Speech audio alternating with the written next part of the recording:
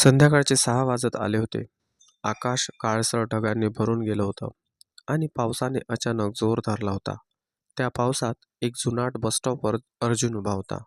हातात एक फाटका फोल्डर, अंगावर साधे कपडे आणि डोळ्यात थकवा. आज त्याचा दिवस फार वाईट गेला होता. 3 ठिकाणी इंटरव्ह्यू दिले, तिन्ही ठिकाणी नकार. कारण एकच, अनुभव कमी आहे. अर्जुन 27 वर्षाचा होता. शिक्षण पूर्ण, हुशार, मेहनती, पण नशीब साथ देत नव्हतं. तो पावसाकडे पाहत म्हणाला, किती वेळ चालणार हे सगळं? तेवढ्यात बसस्टॉपवर एक सुंदर मुलगी धावत आली. ती जी काहीतरी वेगळीच होती. ती भिजलेली होती. ओलसर केस, कपाळावर श्वास लागलेला, पण चेहऱ्यावर विचित्र शांतता. ती अर्जुनच्या बाजूला उभी राहिली. क्षणभर दोघंही शांत. मग अचानक ती बोलली, आज पाऊस थांबणार नाही वाटतं. अर्जुन हसला. आज काहीच थांबत नाही मॅडम. पाऊस तरी कसा थांबेल? ती थोडी चमकली. तुमचा दिवसही वाईट गेला वाटतं. अर्जुनने मान हलवली. हो, खूप. ती थोडा वेळ खूप गप्प राहिली. मग म्हणाली, माझाही. बस येण्यास वेळ होता. पावसाचा आवाज, रस्त्यावरची धावपळ आणि बसस्टॉपवरची ती शांतता. नाव काय तुमचं? तिने विचारलं. अर्जुन. आणि तुमचं? मी निहारिका. नाव उच्चारताना तिचा आवाज थोडा थरथरला. छान नाव आहे, अर्जुन म्हणाला. ती हलकेच हसली. नाव छान असलं तरी आयुष्य तितकं छान नसेल तर काय उपयोग? हा प्रश्न साधा नव्हता. अर्जुन तिला पाहत राहिला. ती मुलगी साधी नाही. पाऊस अजून वाढला. बस येण्याची काही चिन्ह नव्हती. निहारिका अचानक म्हणाली, कधी कधी वाटतं सगळं सोडून कुठेतरी निघून जावं. अर्जुन थोडा गोंधळला. असं का? ती क्षणभर गप्प राहिली. मग म्हणाली, कारण जिथे आहे तिथे मी स्वतः राहू शकत नाही. हे शब्द ऐकून अर्जुनच्या छातीत काहीतरी टोचलं. तुमच्यावर जबरदस्ती आहे का? त्याने हळूच विचारलं. निहारिका हसली. पण ते हसू खोटं होतं. माझं लग्न ठरवलं आहे, ती म्हणाली. माझ्या इच्छेविरुद्ध. अर्जुन काही बोलला नाही. त्याने तिच्याकडे पाहिलं. ती खूप मजबूत दिसत होती, पण आतून तुटलेली. तुम्ही प्रेम करता कुणावर? त्याने विचारलं. तिने मान हलवली. हो, पण तो आता माझ्या आयुष्यात नाही. का? कारण त्याच्याकडे काहीच नव्हतं आणि माझ्या घरच्यांना ते मान्य नव्हतं. हे ऐकून अर्जुनच्या डोळ्यात स्वतःचं प्रतिबिंब दिसलं. काहीच नाही हा शब्द त्याला फार चांगला ओळखीचा होता. बस आली, पण कथा सुरू झाली. बस येऊन थांबली. निहारिका चढायला लागली. चढण्याआधी तिने मागे वळून पाहिलं. अर्जुन, आज तुमच्याशी बोलून बरं वाटलं. तो हसला. मलाही. बस निघून गेली. पावसात अर्जुन तिथेच उभा राहिला. त्याला कळलंच नाही की ही भेट आयुष्य बदलणारी आहे. त्या रात्री अर्जुन झोपू शकला नाही. तो सतत तिचा विचार करत राहिला. निहारिका, तिचे शब्द, तिचं दुःख. मी तिला पुन्हा भेटेन का? हा प्रश्न मनात घुमत राहिला. अर्जुनची सकाळ नेहमीसारखीच सुरू झाली. पण मन मात्र कालच्या पावसात अडकून राहिलं होतं. कॉफीचा कप हातात होता, पण लक्ष नव्हतं. डोक्यात सतत एकच चेहरा, निहारिका. अनोळखी असूनही इतकं आपलंसं का वाटलं? हा प्रश्न त्याला अस्वस्थ करत होता. तो स्वतःला समजवत होता. अर्जुन, ती फक्त एक भेट होती. तितकं काही नाही. पण मन ऐकत नव्हतं. पुन्हा तीच बस, पुन्हा तीच व्यक्ती. दुपारी अर्जुन एक इंटरव्ह्यूसाठी निघाला. तीच बस, तोच रूट, तोच बस स्टॉप. आणि ती निहारिका बसमध्ये आधीच बसलेली होती, खिडकीजवळ. क्षणभर अर्जुन थबकला. योगायोग, तो बसमध्ये चढला. तिने त्याला पाहिलं आणि तिच्या चेहऱ्यावर एक हलकं आश्चर्य उमटलं. तुम्ही? तुम्ही? दोघं एकाच वेळी बोलले. क्षणभर दोघं हसले. बहुतेक हा रस्ता आपल्याला पुन्हा पुन्हा भेटवतो, अर्जुन म्हणाला. निहारिकाने मान हलवली. काही रस्ते निवडलेले नसतात, ते आपल्याला निवडतात. संवाद वाढू लागतो. बस पुढे सरकत होती. शहर धावपळीत होतं, पण त्यांच्या संवादात शांतता होती. तुमचा इंटरव्ह्यू आहे? निहारिकाने विचारलं. हो, आणखी एक प्रयत्न, अर्जुन हसत म्हणाला. तुम्ही खूप प्रयत्नशील वाटता आणि तुम्ही खूप सहनशील, अर्जुन सहज म्हणाला. ती थोडी थांबली. ते कसं? काल तुम्ही जे सांगितलं ते कोणालाही सहज बोलता येणारं नाही. निहारिकाने खिडकी बाहेर पाहिलं. कधीकधी अनोळखी माणसांसमोर मन उघडं करणं सोपं असतं. अ, ओळखीचे लोक जज करतात. निहारिकाचं आयुष्य थोडं उलगडत, तुमचं आयुष्य, तुमचं लग्न. अर्जुनने हळू आवाजात विषय काढला. निहारिका श्वास सोडत म्हणाली, 3 महिन्यात. तुमची इच्छा नाही तरीही. ती मान हलवते. माझ्या घरच्यांसाठी मुलगी म्हणजे जबाबदारी, आणि जबाबदारी म्हणजे लवकरात लवकर लग्न. आणि तुमची स्वप्न? अर्जुनने विचारलं. निहारिका हसली. कडू हसू. माझी स्वप्न कधीच महत्त्वाची नव्हती. हे ऐकून अर्जुन अस्वस्थ झाला. ती अडकली आहे. आणि मी स्वतः आयुष्यात स्थिर नाही. मी काय करू शकतो? बस थांबली. निहारिका उतरली. उतरण्याआधी तिने त्याच्याकडे पाहिलं. आज पुन्हा बोलून बरं वाटलं. अर्जुन नकळत म्हणाला, उद्या पुन्हा भेटू. शब्द तोंडातून निघून गेले. विचार न करता निहारिका काही क्षण गप्प राहिली. कदाचित, ती म्हणाली, कदाचित हा रस्ता पुन्हा भेटवेल. रात्रीचं अस्वस्थ मन. अर्जुन त्या दिवशी इंटरव्ह्यू चांगला देऊनही समाधानी नव्हता. कारण निहारिका. तो स्वतःलाच प्रश्न विचारत होता. ही ओढ का वाढत आहे? मी यात पडायला नको. पण मन वेगळंच म्हणत होतं. तिसरी भेट. मुद्दाम केलेला. दुसऱ्या दिवशी अर्जुन मुद्दाम त्याच वेळची बस पकडायला गेला. आणि ती तिथेच होती. दोघं एकमेकांकडे पाहून हसले. आज रस्ता नव्हे, आपणच आलो आहोत, अर्जुन म्हणाला. निहारिका हसली. कदाचित. पहिली कॉफी. बसस्टॉपजवळ एक छोटं कॅफे होतं. कॉफी? अर्जुनने विचारलं. निहारिका थोडी विचारात पडली. थोडा वेळ आहे? चालेल. कॉफी घेताना दोघे शांत बसले. मग निहारिका म्हणाली, अर्जुन, मला भीती वाटते. कशाची? या सगळ्यांची. मी कुठे चालले आहे आणि काय गमावणार आहे? अर्जुनने तिच्याकडे पाहिलं. तुम्ही एकटी नाहीत. हे वाक्य ऐकताच तिच्या डोळ्यात पाणी आलं. त्या दिवसापासून बसचे प्रवास, कॉफीचे छोटे क्षण आणि संवाद, हे सगळं नियमित झालं. प्रेम जाहीर नव्हतं, पण भावना खोल जात होत्या. एक दिवस निहारिका आलीच नाही. ना बसमध्ये, ना फोन, ना मेसेज. अर्जुन अस्वस्थ झाला. दुसऱ्या दिवशी ती आली, पण तिच्या डोळ्यात भीती होती. काय झालं? अर्जुनने विचारलं. ती कुजबुजली.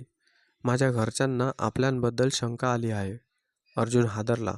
दबाव, भीती आणि एक मोठा निर्णय. निहारिकाच्या घरात वातावरण बदललं होतं. आईचं बोलणं कमी झालं होतं. वडील जास्तच गंभीर दिसत होते. आणि काका काकूंचा फोन कॉल्स वाढले होते. निहारिकाला हे सगळं जाणवत होतं. ती खोलीत बसून आरशात स्वतःकडे पाहत होती.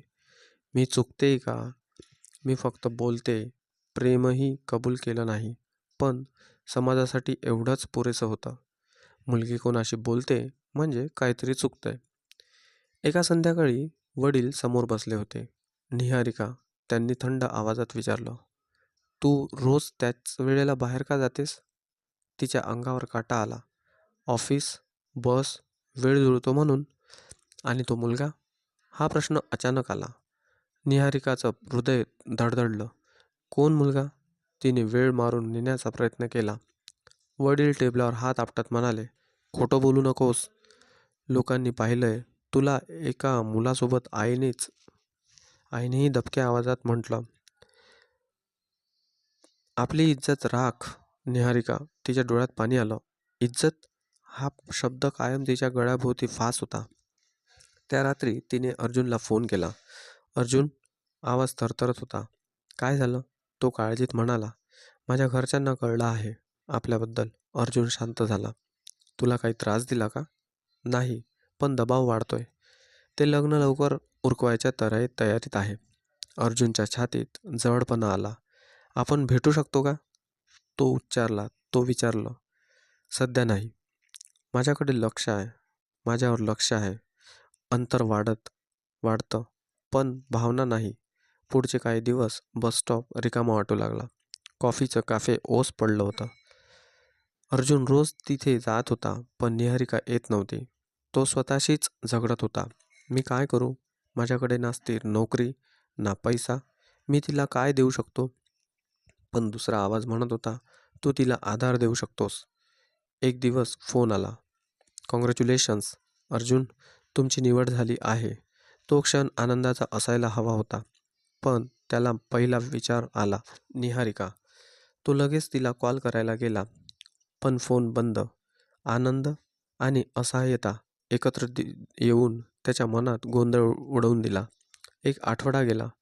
एका संध्याकाळी तोच बस स्टॉप आणि ती निहारिका, पण पूर्वीसारखी नव्हती. डोळ्याखाली काळे वर्तुळ, चेहऱ्यावर ताण. अर्जुन धावत गेला. निहारिका, काय झालं? ती रडत म्हणाली. अर्जुन, माझं लग्न ठरलं आहे पुढच्या महिन्यात. तो क्षण अर्जुनसाठी शून्यासारखा होता. तू काही बोललीस का? विरोध केला का? मी प्रयत्न केला, पण त्यांनी ऐकलं नाही. अर्जुन पहिल्यांदा चिडला. तू एवढ्या सहज हार मारलीस? निहारिका हादरली. सहज? तुला कल्पना आहे का माझ्या घरच्या वातावरण? मी रोज लढते. अर्जुन शांत झाला. त्याला कळलं, तिला दोष देणं चुकीचं आहे. माफ कर, मी असहाय्य वाटतोय. निहारिका डोळे पुसत म्हणाली, अर्जुन, मला तुझ्यापासून दूर जायचं नाही. हे शब्द त्याच्या काळजावर कोरले गेले. मला तुझ्यावर प्रेम आहे. आणि त्या क्षणी शब्दांची गरज नव्हती. अर्जुनने हळूच तिचा हात धरला. मलाही. तो क्षण छोटा होता, पण आयुष्यभर पुरेसा. अर्जुन गंभीर झाला. मी तुला पळवून देण्याची भाषा करणार नाही, कारण ते चुकीचं आहे. निहारिकाने मान हलवली. पण मी लढेन, अर्जुन म्हणाला, कायदेशीर, सन्मानाने. पण तू स्थिर नाहीस. निहारिका फक्त भीती व्यक्त केली. आता आहे, अर्जुन शांतपणे म्हणाला. मला नोकरी मिळाली आहे. निहारिकाच्या डोळ्यात आशेचा किरण चमकला. काही दिवसांनी अर्जुन निहारिकाच्या घराबाहेर उभा होता. हृदय जोरात धडधडत होतं. दार उघडलं. वडील समोर. काय हवंय? त्यांनी थंडपणे विचारलं. अर्जुन सरळ म्हणाला, मला तुमच्या मुलीशी लग्न करायचं आहे. घरात शांतता पसरली. अर्जुनचं वाक्य अजून हवेतच होतं. मला तुमच्या मुलीशी लग्न करायचं आहे. निहारिकाच्या वडिलांचा चेहरा लाल झाला. तुला काय वाटतं? आम्ही तुला चहा पाजायला बोलवलंय? आई धावत आली. निहारिका, आज जा. निहारिका मात्र जागीच उभी राहिली. पहिल्यांदाच तिने आईवडिलांचा आदेश मोडला. नाही आई, आज मी इथेच थांबणार. हा क्षण घरासाठी धक्का होता. वडील अर्जुनकडे बोट दाखवत ओरडले, तुला माहीत आहे का तू कोण आहेस? नोकरी लागली म्हणून लगेच स्वप्न बघायला लागलास? अर्जुन शांतपणे म्हणाला, माझ्याकडे सध्या फार काही नाही, पण माझं प्रेम आणि जबाबदारी आहे. प्रेम? वडील हसले. कडू हसू. प्रेमाने संसार चालत नाही. अर्जुन मान हलवत म्हणाला, मला माहीत आहे, म्हणून मी मेहनत करतोय. आतापर्यंत गप्प असलेली निहारिका पुढे आली. बाबा, माझं आयुष्य आहे ना हे. वडील थबकले. मी पळून जाणार नाही. मी चुकीचं काही करणार नाही, पण मी जबरदस्तीने लग्नही करणार नाही. आईच्या डोळ्यात पाणी आलं. समाज काय म्हणेल बाळा? निहारिका थरथरत पण ठामपणे म्हणाली, समाज माझं दुःख वाटून घेणार आहे का?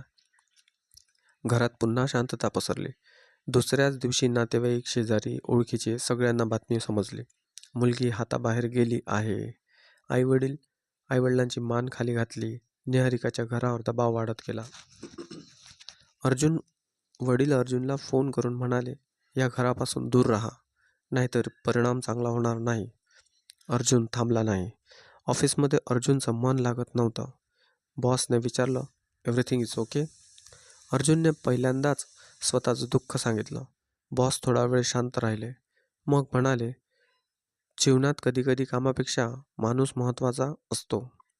गरज असेल तर सुट्टी घे. हा आधार अर्जुनसाठी मोठा होता. निहारिकाचा फोन काढून घेतला होता. ऑफिसला जाणं थांबवलं. ती घरातच अडकली. रात्री तिने आईला विचारलं, आई, मी चुकीचं प्रेम केलं का? आई रडत म्हणाली, प्रेम चुकीचं नाही बाळा, पण समाज निर्दयी आहे. एक संध्याकाळी निहारिकाचे वडील आणि काका अर्जुनला भेटायला आले. तू मागे हट, काकाने थेट सांगितलं, नाहीतर आम्ही पोलीस तक्रार करू. मुलीला फूस लावल्याची. अर्जुन घाबरला नाही. मी कायदेशीर मार्गानेच चाललो आहे. माझ्या भावना खऱ्या आहेत, वडील थंड आवाजात म्हणाले. मग परिणाम भोग. त्या रात्री निहारिकाने पहिल्यांदाच आयुष्याचा मोठा निर्णय घेतला. तिने आईसमोर उभं राहून सांगितलं, मी लग्नाला नाही म्हणणार. मला मारलं तरी चालेल. आई हादरली. असं बोलू नकोस. मी कमजोर नाही आई. मी फक्त माझं आयुष्य मागते. अर्जुनने वकिलाची भेट घेतली. जर ती सज्ञान आहे, वकील म्हणाले, तर कोणीही तिच्यावर जबरदस्ती करू शकत नाही. अर्जुनच्या मनात निर्धार आला. ती मागे हटणार नाही. रात्री उशिरा फोन वाजला. Unknown number. अर्जुन. निहारिकाचा रडका आवाज. मला इथून बाहेर पडायचं आहे, पण पळून जायचं नाही. अर्जुन डोळे मिटून म्हणाला, मी तुझ्या सोबत आहे. कायदेशीर, सन्मानाने. सकाळची वेळ होती. अर्जुन आणि निहारिका एकाच ऑटोमध्ये बसले होते. कोणी पळून जात नव्हतं, कोणी लपून नव्हतं. ते पोलीस स्टेशनमध्ये चालले होते. निहारिकाचे हात थरथरत होते. भीती वाटते? अर्जुनने हळूच विचारलं. हो, पण पहिल्यांदाच स्वतःसाठी उभी राहते. म्हणून भीतीपेक्षा शांती जास्त आहे. स्टेशनमध्ये वर्दळ होती. अर्जुनने आधीच वकिलाशी बोलून ठेवले होते. इन्स्पेक्टरने निहारिकाकडे पाहिले. पाहून विचारलं, तुझं वय किती? 26. तुझ्यावर कोणी जबरदस्ती केली आहे का? निहारिकाने स्पष्टपणे उत्तर दिलं, नाही. मी माझ्या इच्छेने इथे आले आहे. तुझ्या घरच्यांनी तुला धमकावलं आहे का? तिने क्षणभर डोळे मिटले आणि मग ठामपणे म्हणाली, मानसिक दबाव टाकला आहे. मला जबरदस्तीने लग्न लावायचं आहे. इन्स्पेक्टर गंभीर झाला. घरच्यांना बोलावलं जातं. थोड्याच वेळात निहारिकाचे वडील, आई, काका सगळे स्टेशनमध्ये आले. वडील संतापलेले. तुम्ही आमच्या मुलीला फूस लावली आहे, ते अर्जुनवर ओरडले. इन्स्पेक्टरने मध्येच थांबवलं. इथे ओरडायचं नाही. इथे फक्त सत्य. निहारिकाकडे पाहून म्हणाले, तुला काय हवंय ते सांग. निहारिकाचं थरथरतं पण ठाम विधान. निहारिका उभी राहिली. डोळ्यात पाणी होतं, पण आवाज ठाम होता. मी लहान नाही. मी गुन्हा करत नाही. मला माझं आयुष्य स्वतः निवडायचं आहे. माझं प्रेम गुन्हा नाही. माझी इच्छा अपमान नाही. आई रडू लागली. वडील काही क्षण शांत राहिले. वडील पुढे आले. कायद्याने ते म्हणाले, सज्ञान स्त्रीला स्वतःचा निर्णय घेण्याचा पूर्ण अधिकार आहे. जबरदस्तीचं लग्न हा गुन्हा आहे. स्टेशनमध्ये शांतता पसरली. वडील खुर्चीवर बसले. पहिल्यांदाच त्यांचा आवाज थरथरला. समाज, लोक काय म्हणतील? निहारिका हळूच म्हणाली, बाबा, लोक माझं आयुष्य जगणार नाहीत. आईने निहारिकाला मिठी मारली. मला माफ कर बाळा. मी तुला समजू शकले नाही. हा क्षण अर्जुनसाठीही डोळे पाणावणारा होता. निहारिकाने पोलिसांसमोर लेखी स्टेटमेंट दिलं. ती स्वेच्छेने निर्णय घेत आहे. कोणावरही जबरदस्ती नाही. तिला सुरक्षित राहायचं आहे. पोलिसांनी स्पष्ट सांगितलं, आता कोणीही तिला त्रास दिल्यास कायदेशीर कारवाई होईल. काही दिवसांनी निहारिका पुन्हा ऑफिसला जाऊ लागली. अर्जुन नोकरीवर स्थिर झाला. दोघं अजूनही लग्नाबद्दल घाई करत नव्हते, कारण आता ते स्वतंत्र होते, घाईत नव्हते. एक संध्याकाळी ते त्याच बसस्टॉपवर उभे होते, जिथे सगळं सुरू झालं होतं. कॉफीचे कप समोर होते. निहारिका हसत म्हणाली, जर त्या दिवशी पाऊस पडला नसता तर? अर्जुन म्हणाला आणि हसला. तर कदाचित आपण भेटलोच नसतो. कधीकधी आयुष्य रस्त्यात संपवूनच प्रेम सुरू करतं. निहारिकाने त्याचा हात पकडला. आता भीती नाही. काही महिन्यांनी घरच्यांनी समज वाढवली. समाज शांत झाला आणि एका साध्या कार्यक्रमात अर्जुन आणि निहारिकाचं लग्न झालं. मोठा थाट नव्हता, पण डोळ्यात समाधान होतं. शेवटचा विचार, ही कथा प्रेमाची आहे, पण त्याहून जास्त स्वातंत्र्याची, निर्णयाची आणि स्वतःसाठी उभं राहण्याची. कथा समाप्त.